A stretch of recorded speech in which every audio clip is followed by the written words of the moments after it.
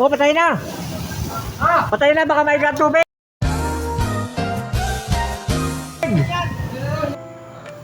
Mga kasular, andito po tayo sa Pinamalayan sa St. Paul Hospital at kasalukuyan pong magte-testing tayo ng fire pump.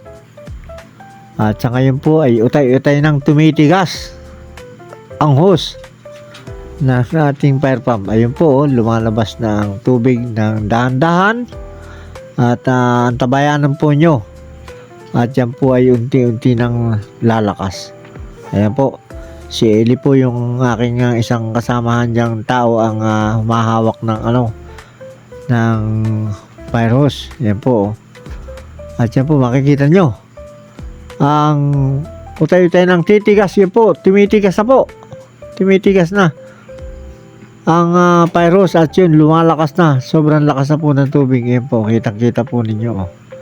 Yan po. Halos abot na doon sa halos abot na doon sa aming L3 oh. Yun oh. Oh, lakas.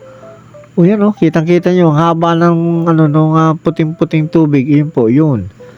Okay na po yan. Oh, yan. Oh, yan. Sabi ko ipul na. Yun po, ayos na po yan. Patay na, baka may grab tubig. Ngayon po ay balik na uli tayo din sa loob. At papa-off na po uli natin ang mga gate valve at saka yung switch ng ating fire pump. Baka po maubos ng tubig sa tangke. Hindi po masyadong kaunti po ang laman. Ayun po.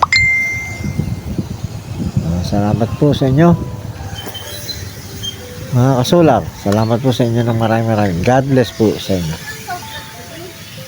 Cup noodles tapos kettle corn po. Kettle corn, kulay yellow po. Caramel. Apo. Tapos